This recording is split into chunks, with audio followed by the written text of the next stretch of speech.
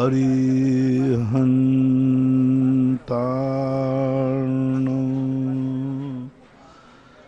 नमो सिद्धार्णं नमो आयर्यार्णं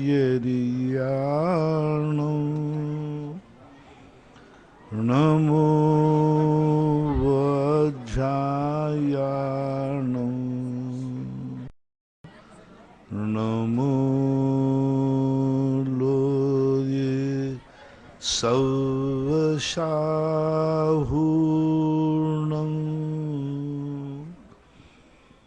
पंच परमेष्टि भगवान की, आचार्य श्री गुरुवर कुंद कुंद महाराज की, आचार्य श्री गुरुवर विद्यासागर महाराज, बोलिए निर्यापक श्रमण मुनिवर श्री 108 सुधा सागर जी महाराज की।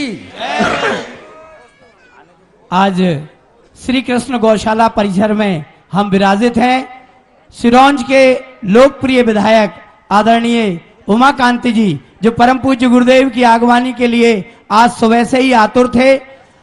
मैं याद करूंगा पूर्व मध्य प्रदेश शासन के यशस्वी पूर्व मंत्री आदरणीय शर्मा जी को, जो परम पूज्य गुरुदेव के परम भक्त थे, और उनके ही अनुज भ्राता उमाकांति जी शर्मा साहब इतनी सुंदर गौशाला पूज्य गुरुदेव के आशीर्वाद से और पूज्य सुभाष सागर जी महाराज के सानिध्य में जिसका शिलान्यास हुआ था, आज कह रहे थे कि हमारे गुरुदेव ने तो हमारे ऊपर उपकार नहीं किया, पूरा सिरोंज के ऊपर उपकार किया है। जो देश भर का तीर्थ श्री जिनोदय तीर्थ सिरोंज बना है, आज हम सबके बीच उपस्थित हैं, पूज्य गुरुदेव का आशीर्वाद प्राप्त कर रहे हैं और प्रथम जिज्ञासा भी उनके श्रीमुख से होगी। साथ ही आज जबलपुर दर्शनोदय थुवन जी विदिशा बहुत सारी जगह समाज आई है।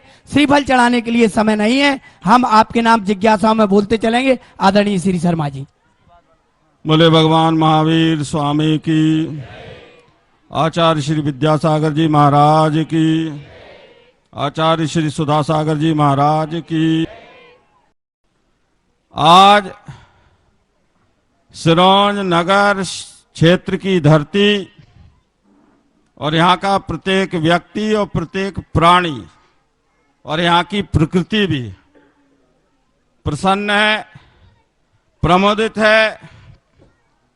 जब हम उस छोटी सी आयु में महाराज श्री के उस तपस्या को देखा है, जब अतिशय क्षेत्र हमारे क्षेत्र में आपकी कृपा से बना, निशाई जी, ये साधारण बात नहीं है। और निरंतर जो कृपा आपकी बरसी है, और उसके लिए मैं सराहना स्थानीय जैन समाज की भी करूंगा, जिन्होंने भी तन मन और व्यापक रूप से धन का सहयोग देकर आपकी मार्गदर्शन और आशीर्वाद के अनुरूप वहां कार्य किया। और यह केवल जैन समाज के लिए गौरव का विषय नहीं है, सिरोंज के एक एक नागरिक को, बेटा को, बेटी को गौरव का विषय है। समय न लेते हुए श्री कृष्ण गौशाला समिति की ओर से पूज्य गुरुजी के चरणों में प्रणाम करते हुए, नमोस्तु करते हुए, आप सबके लिए भी आज ये गुरुजी इस धरा का हम सबका पुण्योदय हो गया। कल्पना नहीं थी। जब जनेन्द्र जी ने मुझे बुलाया था, सूचना दी, तो मैंने कहा अपन महाराज जी से आग्रह कर लेंगे पाद प्रक्षालन के समय के समय हो तो आप अंदर पधारने की कृपा करें 2 मिनट के लिए। और आपकी हमारी भावना को आपने स्वयं पहचान लिया, प्रकृति ने भी संयोग बना दिया और आप यहां विराजे हैं। हम तो इसी में धन्य हो गए, ये गौशाला इसी में धन्य हो गई कि श्री गुरुजी के, महाराज जी के और संतों के चरण और आप सब अहिंसा के पुजारियों के चरण यहां पर पड़े हैं। महाराज जी, मेरी यही जिज्ञासा है, सत्य और अहिंसा संसार के 2 ऐसे गुण हैं, सद्गुण हैं, यदि इनको धारण कर लिया जाए तो 10 मार्दव 10 धर्म सनातन की दृष्टि से और सारे संसार के कल्याण के लिए सत्य और अहिंसा अपने आप सारे संसार और समाज का उद्धार करती है। लेकिन आज भी हिंसक प्रवृत्तियां, कट्टरवादी ताकतें, विनाश में अच्छा देखने वाले लोग सक्रिय हैं। इसके लिए हम सब क्या करें और ये संतप्त पीड़ित संसार इस हिंसा से मुक्ति पा सके, यही मेरा निवेदन है। जहाँ से ये सदा से इस संसार का नियम रहा है, जहाँ श्री राम रहेंगे वहाँ रावण भी रहेगा, जहाँ कृष्ण जी रहेंगे वहाँ कंस भी रहेगा। तो धर्म और अधर्म, ये संसार जो है अधर्मियों का स्थान है, धर्मी लोगों के लिए ये स्थान है ही नहीं। इसलिए जैन दर्शन ने कहा, धर्मी तुम्हारे ऊपर अतिक्रमण नहीं, तुम अधर्मियों के देश में धर्म बनकर क्यों बैठे हो? धर्मात्मा का स्थान तो मोक्ष है, वैकुंठ है। संसार तो माया का रूप है, संसार तो अधर्मियों का स्थान है, संसार तो राक्षस और पापियों का एक क्रीड़ा स्थल है। वहाँ पर जो धर्मात्मा जीव बनना चाहते हैं, इसलिए तो सभी दर्शनकारों ने धर्मात्माओं से एक ही बात कही, संसार मुक्ति। यदि संसार में धर्म होता, सुख होता, तो संसार से मुक्ति की चर्चा क्यों की जाती? संसार से मुक्ति की चर्चा ही बता रही है कि धर्मात्माओं का स्थान बहुत आगे है। बस बीच बीच में उन आताताई शक्तियों के लिए हमें इसलिए द्रोहित करना पड़ता है जिससे धर्मात्मा लोग इस संसार में सुखी रहें। नहीं, संसार में धर्मात्मा लोग इस संसार के रास्ते से पार हो जाएं। पुलिस वाले रास्ते में व्यवस्था करते हैं, मैंने देखा, वो दुष्टों को हटाते नहीं दुष्टों को हटाते नहीं हैं, वो हम धर्मात्माओं को निकालते हैं। तो मुझे देख करके लगा कि देखो, पुलिस वाले इन दुष्ट जनों को समाप्त नहीं कर रहे हैं, नष्ट नहीं कर रहे हैं, धर्मात्माओं को निकाल रहे हैं। इसी प्रकार हमारे महापुरुष जब हुए इस दुनिया में, तो उन्होंने अधर्मियों से यही कहा, ठीक है तुम्हारा राज्य है, लेकिन हे अधर्म, तुम कम से कम इतना रास्ता छोड़ दो कि धर्मात्मा जो यहाँ से निकले अपनी मंजिल को, तो वे मंजिल तक पहुँच सके। यह संसार और धर्मात्माओं की नीति और रीति है। हाँ, ठीक ठीक। महाराज जी से सिरोंज की जैन समाज सहित समस्त समाजें और हम सब चरणावनत होकर आपके चतुर्मास का निवेदन करते हैं, तो आप कृपा करेंगे। अभी तो चतुर्मास का बहुत टाइम है, लेकिन प्रकृति तो ऐसे लग रही है जैसे अभी चतुर्मास ही चल रहा है, माहौल ऐसा है। और देखो, किसी का भाग्य होता है, जैसे अभी इन्होंने भी कहा था, मेरा अभी यहाँ कोई रुकने का विचार नहीं था, आगे सिरोंज पहुँचना था, लेकिन प्रकृति ने सबने साथ दिया और पता चला कि इस गौशाला का शिलान्यास हमारे ही भाई सुभाव सागर महाराज ने किया था। वो महाराज अभी दिवंगत हुए, लेकिन हमारे साथ ही दीक्षित थे। तो कुछ ऐसे नियोग होते हैं कि कुछ वर्गणाएं ऐसी होती हैं कि वो कोई ऐसा बहाना ढूंढते हैं जिसमें साधु लाख उपाय करे तो वो सीमा पार न कर पाए। तो कभी कभी वर्गणाएं हो सकता है यहाँ रुकने के लिए ही मेरे पैर में तकलीफ हुई हो, और अब सुबह से कोई तकलीफ नहीं होगी शायद, क्योंकि अब पहले ठीक हो जाती तो यहाँ रुकता नहीं। ओम शांति। अगली जिज्ञासा के लिए आमंत्रित कर रहा हूँ श्री राकेश जैन जी, पूर्व कोषाध्यक्ष महोदय, कृपया आ जाएं। नमो नमोस्तु नमोस्तु। हे गुरुदेव, मेरी जिज्ञासा है कि जिनोदय तीर्थ क्षेत्र आपका प्रथम क्षेत्र है और हम ऐसे क्या अथक प्रयास करें कि वह जिनोदय तीर्थ क्षेत्र। अभी मैं जिनोदय तीर्थ से चल रहा हूँ, वहीं बात करूंगा अभी रास्ते में। चलो दूसरा प्रश्न करें। अगली जिज्ञासा के लिए अर्चना जैन सिरोंज और उसके बाद तैयार रहे महाराज मुस्कान श्री, जैन। एक दूसरी जिज्ञासा थी थोड़ी सी, उसका समाधान कीजिए। महाराज श्री, व्यंतरवासी देव और भवनवासी देव की आयु क्या होती है एवं यह यानी कि झूठ बोलते हैं, लोगों को फंसाते हैं या ये अपने आप में मस्त रहते हैं, परेशान करते हैं, ये क्यों करते हैं, ये मेरी जिज्ञासा। अधिकतम आयु जो होती है 1 सागर वर्ष की होती है। जघन आयु पल के असंख्यात में भाग प्रमाण भी होती है और व्यंतरों की आयु जघन आयु 10,000 वर्ष होती है जघन आयु, और उत्कृष्ट आयु जो भुवनवासियों की 1 सागर वर्ष होती है।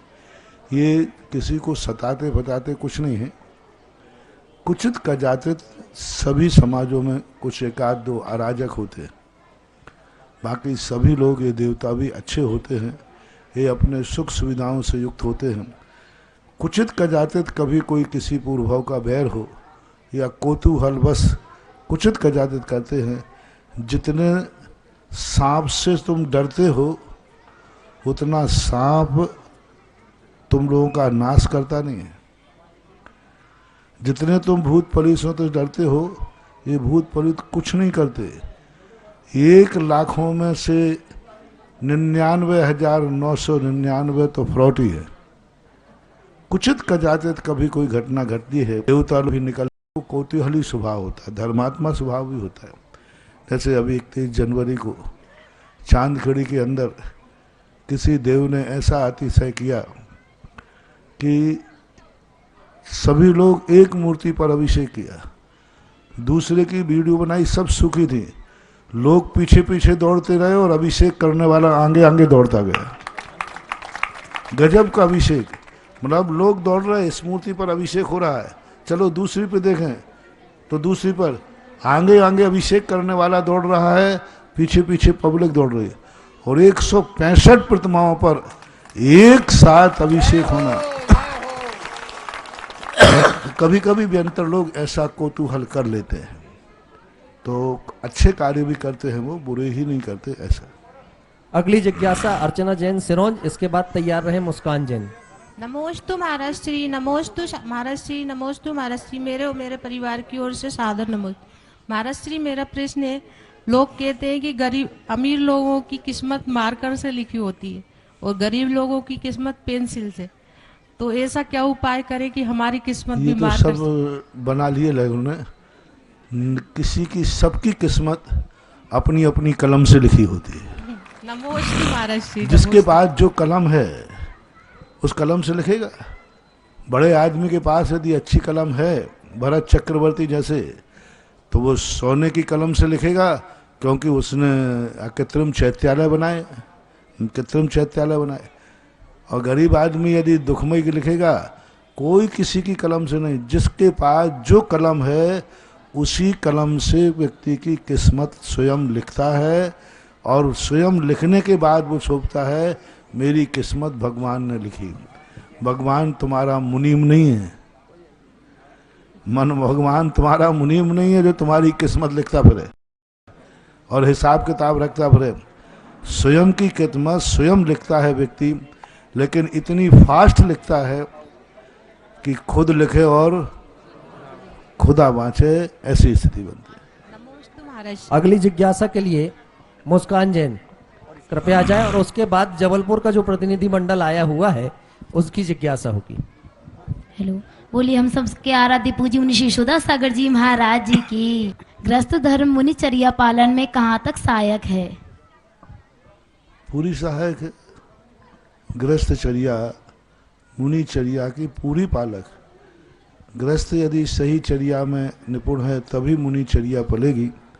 मुनिचर्या के लिए साधनभूत गृहस्थ ही है, क्योंकि मुनि अपनी स्वयं की चर्या, उस चर्या को तो पालन कर सकते हैं जो आध्यात्मिक है, लेकिन इस मुनिचर्या के लिए जो साधनभूत निमित्त हैं वो गृहस्थ के लिए ही होता है, ऐसा है। इसके बाद जबलपुर के प्रतिनिधि मंडल को निमंत्रित कर रहा हूं, वे अपनी जिज्ञासा रखेंगे। जबलपुर की ओर से आज हम सभी जबलपुर ज्ञान अमित पड़िया जी, प्रदीप जी, भाई सुनील जी के साथ, भाई राजकुमार देवड़िया जी के साथ पूज्य मुनिवर के दर्शन हेतु यहाँ आए। देखिए, हम लोग ये सोच रहे थे कि पूज्य मुनिश्री 4 बजे सिरोंज आ जाएंगे, लेकिन उनके पैरों की तकलीफ को देखकर हमको ऐसा लगता, हम लोगों की आंखों में आंसू आ गए कि देखिए कितनी दूर से चले आ रहे हैं। हम लोग थोड़े से दूर चलते हैं और थक जाते हैं तो 2 दिन तक आराम करते हैं। आपको एक बात बताना चाहता हूं कि विगत कोविड काल में एक बार पहला वाले कोविड काल में मैं बच गया, पर दूसरे कोविड काल में मैं बहुत ज्यादा बीमार पड़ गया। सब एक ही चेहरा नजर आता था, वह था भगवान स्वरूप मुनि सुधा सागर जी महाराज का। तो मेरी माँ के बाद यदि मैंने अपना सब कुछ आराध्य माना है तो जब 2012 में चातुर्मास हुआ, 2011 सही 12 सही कोई दिक्कत नहीं, चातुर्मास हुआ है और वह आशीर्वाद मुझे प्राप्त हुआ। मैंने गालियां भी खाई हैं, ऐसी बात नहीं है। कुछ अच्छे कार्य, कुछ अगर मुझे महाराज जी ने आशीर्वाद भी दिया है तो मुझे लताड़ा भी है, पर वो प्यार पुत्रवत जैसा प्यार था। आज भी जबलपुर का कोई भी व्यक्ति जाता तो बोलते कि जुग्गू नहीं आया, यह प्यार था। मैं जब बीमार पड़ा तो मेरी बिटिया ने, मेरी वाइफ ने पूज्य मुनि पुंगव जी से आशीर्वाद मांगा और उन्होंने 2 बार आशीर्वाद दिया। जहां आईसीयू में मैं था और लोग कह रहे थे कि अब बचने वाला नहीं, पर मैं कैसे छोड़ देता इनको। फिर आ गया इनके पास, इनकी शरण में 2 बार निमित्त बना। प्रदीप जी ने बोला चलना है, कहीं बच्चा बीमार पड़ गया। पंडित जी, मैं आपको बताता हूं कि मैं तो भगवान मानता हूं और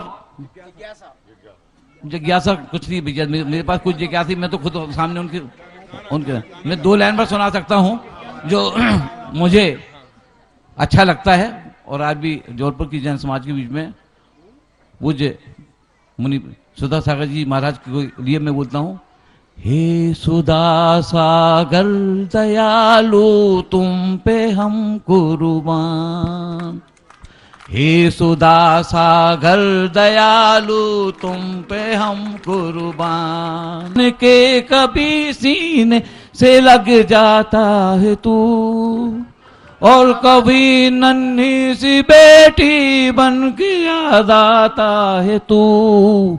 जितना तड़फाता है मुझको उतना तरसाता है तू, तुझ पे दिल कुर्बान। तू ही मेरी आबरू, तू ही मेरी आरजू, तू ही मेरी जान। तेरे दामन से जो आए उन हवाओं को सलाम, तेरे दामन से जो आए उन हवाओं को सलाम। चूम लूं मैं उस जुबा को जिस पे आए तेरा नाम। तू ही मेरी सुबह तेरी, तू ही मेरी आरज़ू, तू ही मेरी जान, है सुधा सागर। चल महाराज श्री, इनकी जो देखो जिज्ञासा है, ये ऊपर वहाँ क्या है, सीट खाली नहीं थी और मूल बात है इसका राजयोग ऐसा है कि वर्षों तक सकल समाज का अध्यक्ष रहा। जैसे जैसे अध्यक्ष बटा हटाया मतलब गए तो वो वहाँ का मड़िया जी का अध्यक्ष बन गया है ना। जिसकी किस्मत में राजयोग है वो कहीं ना कहीं से बन जाएगा। ऊपर राजा बनते नहीं, इसलिए यही ठीक है भाई।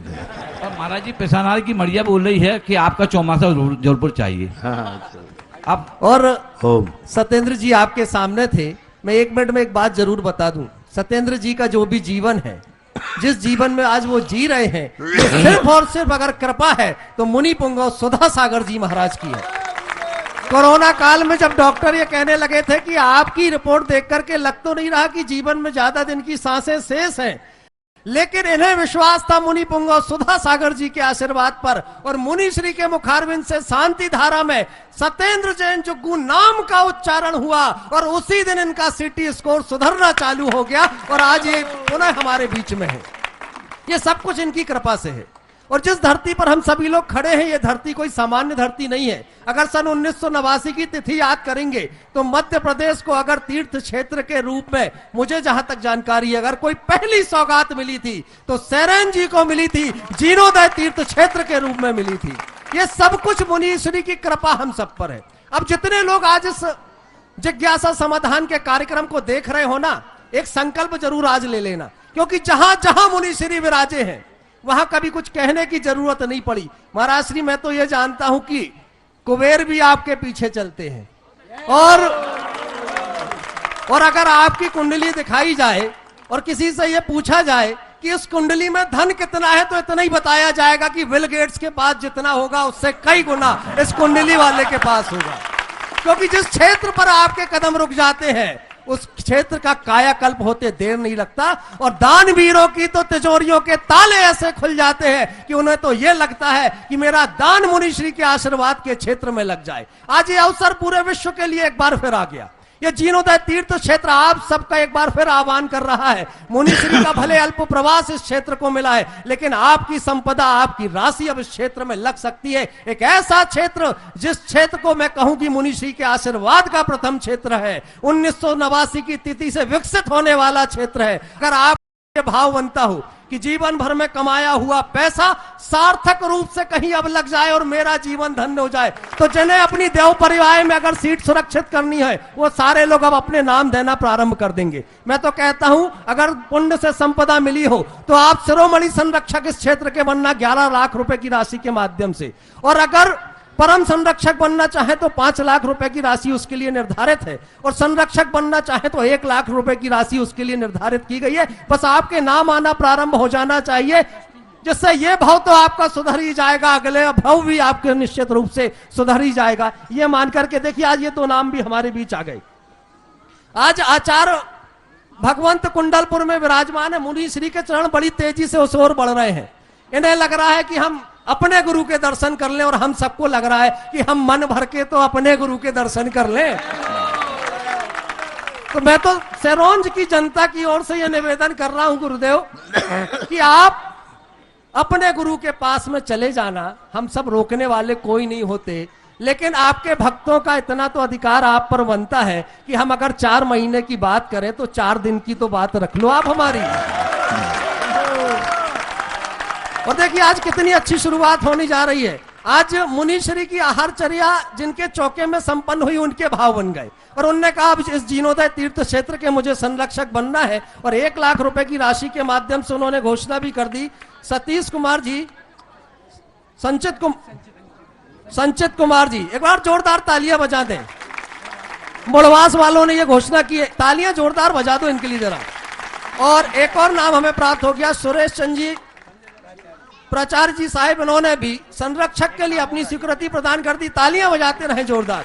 और इन दोनों परिवारों ने एक संकल्प और ले लिया। देखिए एक बड़ा संकल्प और इनका हो गया कि अब एक संतशाला का निर्माण होगा, जिस संतशाला का नाम होगा संत सुधा सागर संतशाला। ये मुरबास में निर्मित होगी, उसके लिए भी ये दोनों परिवार आज संकल्प ले रहे हैं। जरा दोनों हाथ ऊपर उठा करके तालियां तो बजाओ इनके भावनाओं के लिए। एक नाम और विमल कुमार जी, संजय कुमार जी, सियालपुर वालों का हमें प्राप्त हो गया। गुरु चरणों में आकर के नमन करें। संरक्षक के लिए इनकी स्वीकृति प्राप्त हो गई है। देखो जो संरक्षक बन रहे हैं उन्हें तो 1-1 लाख रुपए की राशि लग रही, लेकिन छठे भाग के पुण्य के लिए सब तालियां बजानी पड़ती है। जोरदार तालियां बजा दें। हाँ, ये सारे जितने लोग संरक्षक बन रहे हैं ये सारे के सारे न्यासी बनेंगे, ट्रस्टी बनेंगे इस तीर्थ क्षेत्र के, और आगे चल के पदाधिकारी भी बनेंगे, और हो सकता है अध्यक्ष भी बन जाए। एक और नाम मनीष जैन सिरोंज वालों का हमें प्राप्त हो गया है। एक बार जोरदार तालियां पुनः बजा दें उनके लिए। 1 मिनट का समय और है जिन्हें भी संरक्षक बनना हो। प्रकाश चंद जी, मनीष कुमार जी मौर्य, इन्होंने अपनी स्वीकृति प्रदान कर दी है। आप अपने नाम हम तक पहुंचा दें। 1-2 जिज्ञासाओं के बाद पुनः आपके नामों का वाचन किया जाएगा। शैलेन जी साहिब हमारे बीच विदिशा से अध्यक्ष महोदय उपस्थित हैं, अगली जिज्ञासा के लिए निमंत्रित होंगे। और उसके बाद तैयार रहे शिवानी जैन सिरोंज।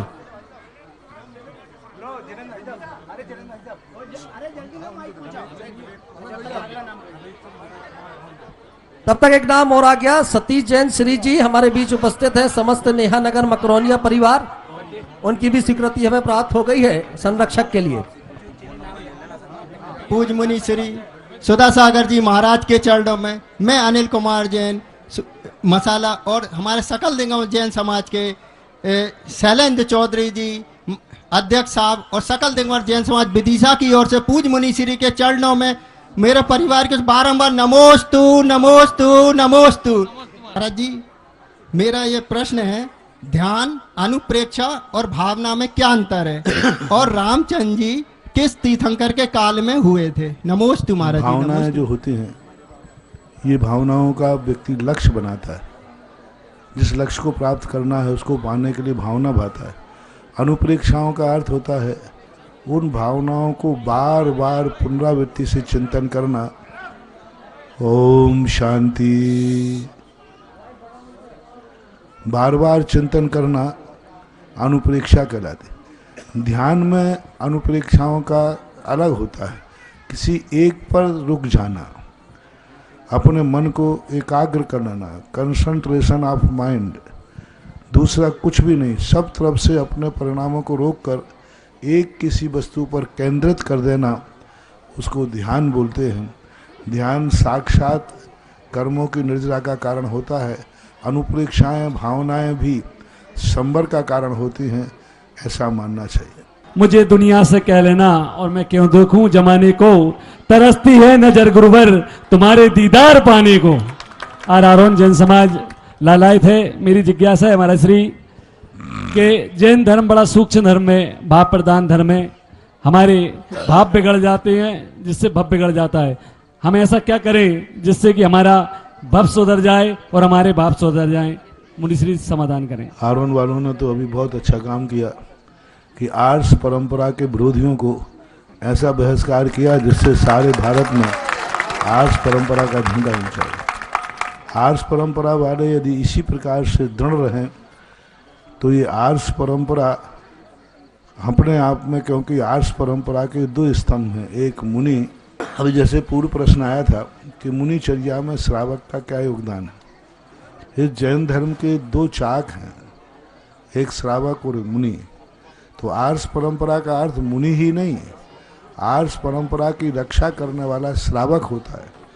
यदि श्रावक वास्तविक रूप से ये मान ले कि जो मेरे जैसे आप लोग हैं कि कोई यदि आपके बाप को गाली देवे और उसी पड़ोसी के जाके तुम पानी पी के आ जाओ, तो वो कपूत का लक्षण है कि सपूत का? इसी प्रकार जो श्रवण संस्कृति को नहीं मानते, उनके साथ बैठ करके पंचकर्मा कार्यक्रम करना एक कपूतों का लक्षण है। लेकिन आरोन कपूत बनने वाली थी, लेकिन सपूतों में नाम आ गया। शिवानी जी, और उसके बाद तैयार रहे। मेरे आधार गुरुदेव को मेरा बारंबार नमोस्तु।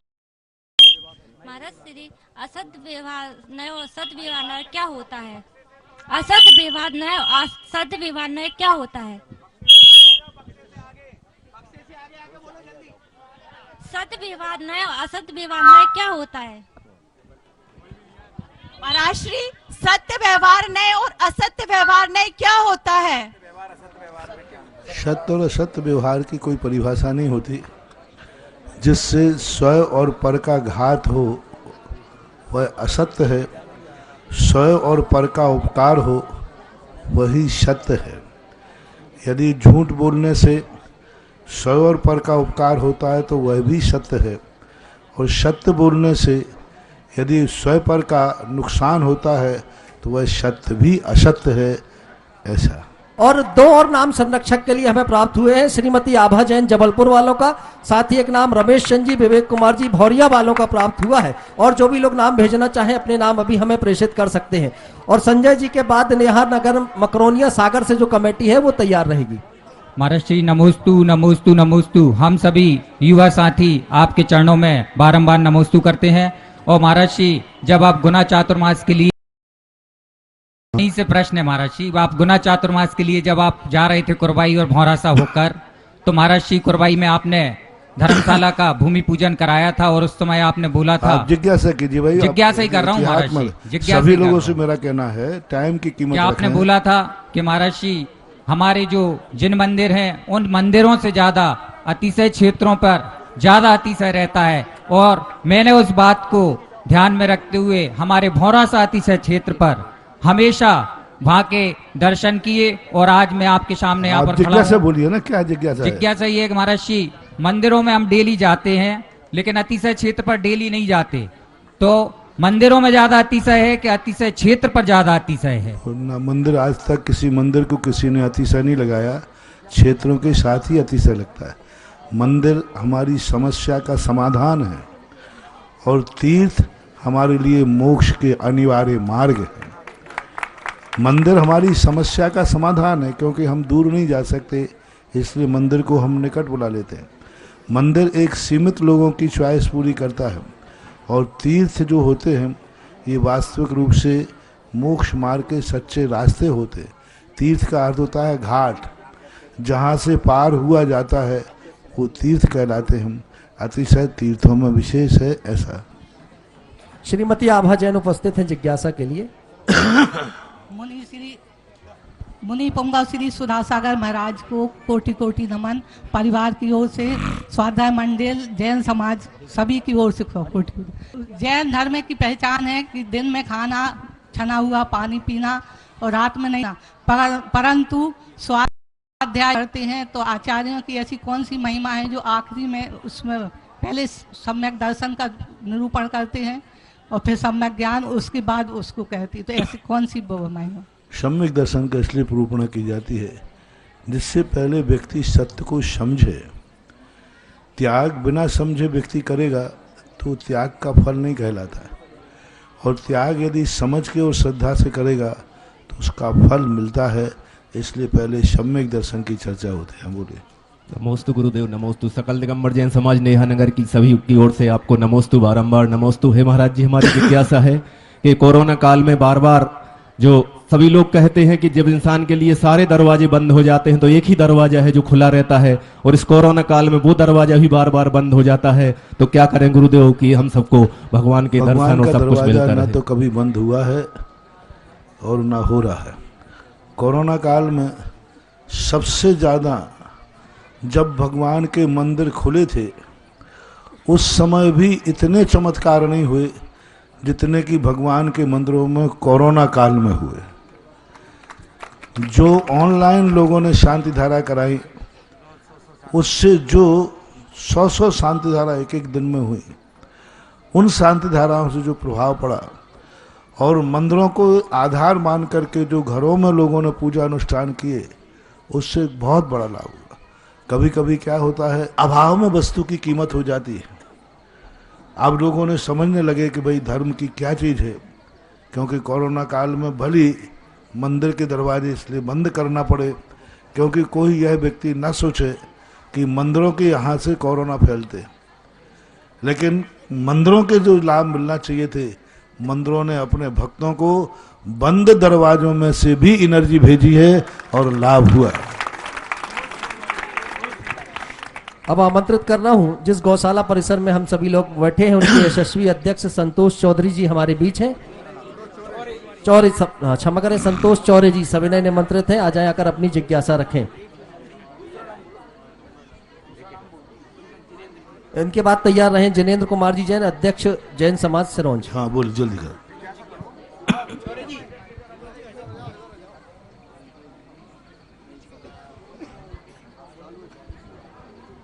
नमोस्तु नमोस्तु नमोस्तु। ये सुधा सागर महाराज की बोलिए, सुधा सागर महाराज की बोलिए, सुधा सागर महाराज की। आज हम सब बहुत गौरवान्वित अपने आप को महसूस कर रहे हैं। मैं थोड़ा सा 1 मिनट में बोल दूंगा। इस गौशाला का जो शुरुआत हुई वो मुनि जी के द्वारा ही हुई थी। और इस गौशाला को एक गाय से हम सबके लाडले नेता स्वर्गीय लक्ष्मीकांत जी ने शुरू किया था। आज लगभग 650 से 450 तक गाय रहती है और हम सब लोग पूरा प्रयास करते हैं। हमें हमारे विधायक जी का और माननीय लक्ष्मीकांत जी का हमेशा आशीर्वाद और सहयोग मिलता रहा है, समाज के द्वारा भी मिलता रहा है। लेकिन महाराज जी, मेरा आपसे आग्रह है कि समाज में बहुत सारी विकृतियां आ रही हैं। गौ माता हम बोलते हैं, लेकिन उस माता का बहुत अनादर हो रहा है। हम लोग और जैन समाज के हमारे समिति में बहुत सारे लोग हैं। मैं समिति की ओर से भी आपसे आग्रह करना चाहता हूं, महाराज जी हमें ऐसा कोई उपाय बताएं जिससे कि समिति में हम सबको संबल मिले और अधिक से अधिक गौ सेवा हम कर सके, गौ माता की सेवा कर सके, समाज में एक अच्छा संदेश जाए, समाज जागृत हो, ऐसा मेरा आपसे आग्रह है। गाय के लिए हम बहुत बार, हमारे आचार्य महाराज भी आज लाखों गायों के संरक्षण पूरे भारतवर्ष में कर रहे हैं। गायों के लिए हमें इसलिए हम ऋणी हो जाते गायों का, जिसका हम दूध पी लेते हैं वो हमारी माँ हो जाती है। और माँ को, गाय को हमें माँ का दर्जा दे करके और माँ के समान ही पालना चाहिए। अभी एक स्थान पर, गांव पर मैंने कहा, जिस गांव में गौशाला नहीं उस गांव में कपूत रहते हैं, और जिस गांव में गौशाला है उस गांव में सपूत रहते हैं। क्योंकि गाय का दूध पीकर गाय को मरने के लिए कसाई को बेच देते हैं, और ये सबसे बड़ी भूल होती है। हम व्यक्तिगत रूप से गाय को नहीं रख सकते। मैं तो कहता हूँ जिस गाय का व्यक्ति दूध पीता है उस गाय को एक ही नियम ले ले, जिस गाय का मैंने दूध पिया है उस गाय को हम कभी कसाई के लिए या कहीं दूध नहीं देने पर बेचेंगे नहीं, उसे अपनी माँ के समान वृद्ध अवस्था में उसका जीवन यापन करेंगे।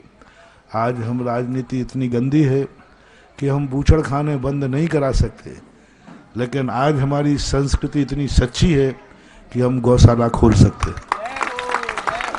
रॉ मटेरियल, बूचड़ खाने बंद नहीं करा सकते, कोई नहीं करा सकता। मैंने इसके ऊपर बहुत शोध कर लिया, बहुत सारी राजनीति विश्व स्तरीय सारी जितनी करी थी। पूज्य गुरुदेव ने जब ये नमाज निर्यात कान चलाया उस समय मैंने 1 साल पूरी ताकत लगाई इसका सर्वे करने में कि क्या कभी संभव है कि बूचड़ खाने बंद होंगे, क्या संभव है कि मांस निर्यात बंद होगा। विश्व की पूरी रणनीति मैंने समझी, असंभव असंभव असंभव, हो ही नहीं सकता। बस एक तरीका हमारे पास है कि रॉ मटेरियल हमारे पास है। यदि रॉ मटेरियल हम लोग उनको देना बंद कर दें तो बूचड़ खाने कल बंद हो जाएंगे। क्योंकि दूध देने वाले जितने जानवर हैं वे सारे हिंदुओं के पास हैं। काटने वाले हिंदू नहीं हैं, लेकिन दूध देने वाले जानवर हिंदुओं के पास हैं। ज्यादातर हिंदुओं के पास, गाय हिंदुओं के पास मिलेगी, भैंस हिंदुओं के पास मिलेगी। तो ये जो दूध देने वाले जानवर हैं, इन जानवरों को यदि हम गौशालाओं में कैद कर लें तो उनको रॉ मटेरियल मिलेगा नहीं, वे बूचड़ खाने अपने आप बंद हो जाएंगे। इसलिए गौशालाएं हमारे सपूत की एक ध्वजा है कि इस नगर में सपूत रहते हैं क्योंकि यहाँ गौशाला है। यही मेरा संदेश। अगली जिज्ञासा जिनेंद्र जैन अध्यक्ष महोदय, और उसके बाद तनु जी लटेरी वाले तैयार रहेंगे। हम सिरोंज नगर के हमारे भगवान संत सुधा सागर जी महाराज के समूह शरण में विराजे सभी उपस्थित सभी महानुभावों की ओर से, श्रावकों की ओर से आपके पवित्र पावन चरणों में बारंबार नमोस्तु। रत्नात्रय की एकता को मोक्ष मार्ग कहा है। 13वें गुण स्थान में रत्नात्रय की पूर्णता हो जाने पर भी आत्मा को मोक्ष क्यों नहीं होता? 13वें गुण स्थान में रत्नत्रय की एकता नहीं होती। रत्नत्रय की एकता होती है 14वें गुण स्थान में, क्योंकि अब ये मन वचन काय का व्यापार है।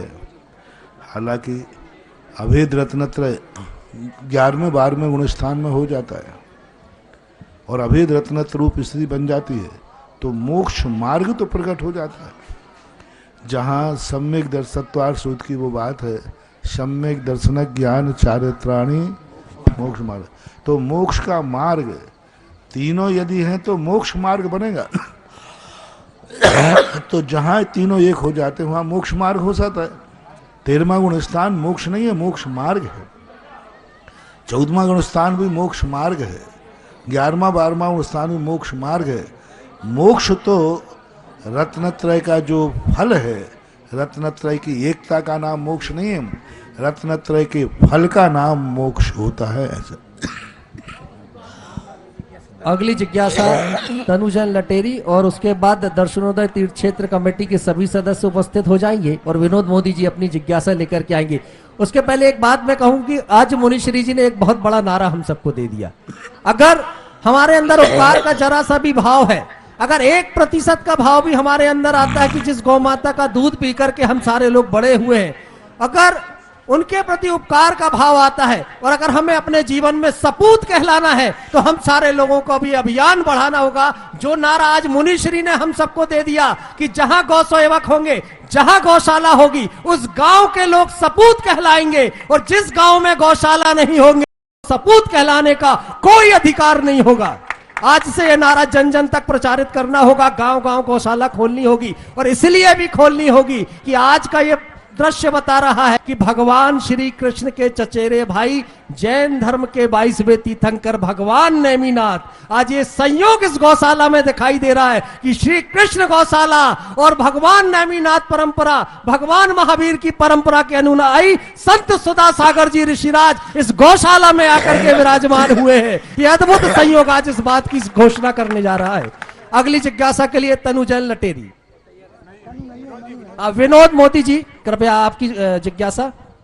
परम पूज्य गुरुदेव के चरणों में श्री दर्शनोदय तीर्थ क्षेत्र कमेटी थुवन जी का बारंबार नमोस्तु नमोस्तु नमोस्तु। हे गुरुदेव, मेरी जिज्ञासा है कि जो लोग क्षेत्र पर जाकर के सुबह उठकर के 6 बजे रवाना होते हैं और क्षेत्र पर जाकर के शांति धारा अभिषेक करते हैं और जो स्थानीय मंदिरों में शांति धारा अभिषेक करते हैं, उनके पुण्य में क्या अंतर होता है? हे गुरुदेव, बहुत अंतर होता है। जब जीवनसेन स्वामी ने महापुराण में लिखा कि भरत चक्रवर्ती के जीवन में एक घटना घटी, उसकी शांति के लिए भगवान से उसने पूछा कि मुझे क्या करना चाहिए, तो भगवान ने ये नहीं कहा कि तुम्हारे अयोध्या में जो मंदिर है, तुम्हारा चैत्यालय, उसमें अभिषेक करो। उन्होंने कहा नहीं, जो संकट तुम टालना चाहते हो वह ऐसे तीर्थ क्षेत्र पर जाओ जिसे सारा जगत तीर्थ मानता हो। वहाँ उन्होंने ये संदेश दिया कि जो मंदिर होते हैं उन मंदिरों में इतनी ही ताकत होती है कि वे तुम्हारे नगर की सुरक्षा कर सकते हैं। नगर में जो विपदा आएगी वो तुम्हारे लिए बचा सकते हैं। नगर के बाहर का संकट कोई दूर कर सकता है तो तीर्थ क्षेत्र का अभिषेक ही कर सकता है, क्योंकि जो चीज जितने संकल्प के साथ बनाई जाए उसकी एनर्जी उतने ही संकट की होती है, उतने ही दूर। पुलिस वाले जो होते हैं, जिस थाने में नियुक्त होते हैं, वे उनकी जिम्मेवारी वहीं तक होती है जहाँ तक उनके थाने की सीमा होती है। तो जो शहर के गांव के मंदिर होते हैं, उन मंदिरों की सीमा होती है नगर, नगर के लिए ही बनाए जाते हैं।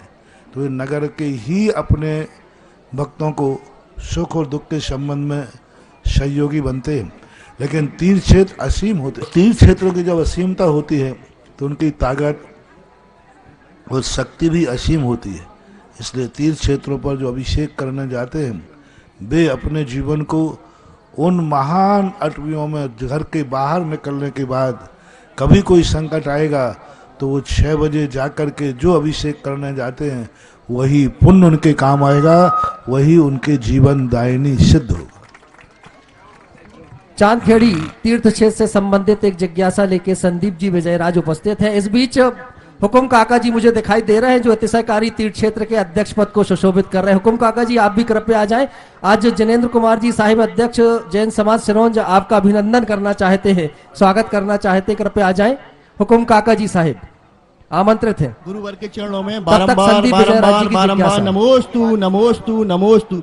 महाराज श्री जो परम पूज्य हुकुम काका जी आपके साथ बिहार करा रहे हैं, इनने दूसरी मंजिल का जो निर्माण की बोली ली है चांदखेड़ी में, उसमें आप विस्तार से बताइए हमें कि उसमें क्या निर्माण होगा और कहाँ बनेगी वो और कैसा क्या होगा। कुछ चीज़ें ऐसी है जो बनने के पहले नहीं, बनने के बाद दिखाई जाती है। और मेरा नेचर है, कहने में मैं विश्वास नहीं करता हूँ, मैं करने में विश्वास करता हूँ। और मैं कहता नहीं हूँ, करके दिखा देता हूँ। जब होगा आप देख लेना। और अगली जिज्ञासा लेकर के हुकुम काका जी स्वयं उपस्थित हो रहे हैं और उनके साथ प्रदीप जी एचबी साहेब आ जाए।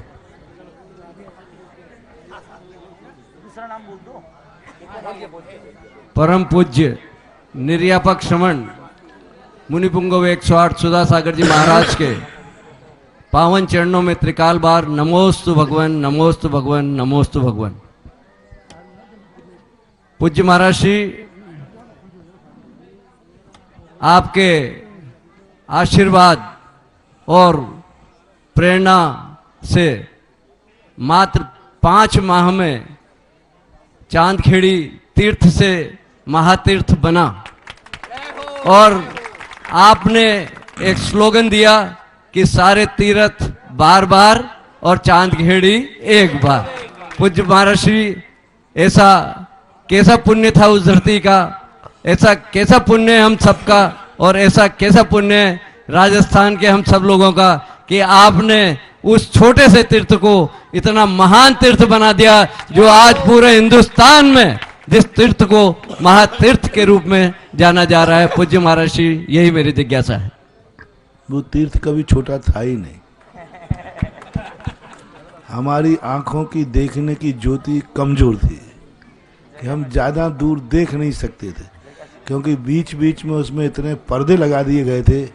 वे सारे पर्दे मैंने हटाए हैं, बाकी सब कुछ वही है। एक मूर्ति पर अभिषेक सुना था, खुद देखा है। पहले मैं भी इस समय कुछ विशेष रुचि नहीं रखता था, लेकिन एक बार कोटा में देखा और एक बार जबलपुर में पिशनहारी मड़िया के अंदर पहाड़ के ऊपर मैंने अपनी आंखों से देखा। 11 बजे से लेकर 4 बजे तक निरंतर उस मूर्ति पर अभिषेक हुआ, जो सही में पिशनहारी मड़िया ने विराजमान की थी। जब मैं पिशनहारी मड़िया में था वहाँ, तो मेरी बरसों से एक ही तमन्ना थी कि हमें वो मूर्ति मिल जाए जो पिशनहारी ने बैठा दी थी। खोजते खोजते मंदिरों में तो कहीं मिली नहीं, मंदिर की शिखर के ऊपर जाके मिली। मंदिर की शिखर में एक मूर्ति बैठी थी, उस पर जाकर के जो प्रशस्ति आदि देखी तो वह मूर्ति उस समय की पाई गई।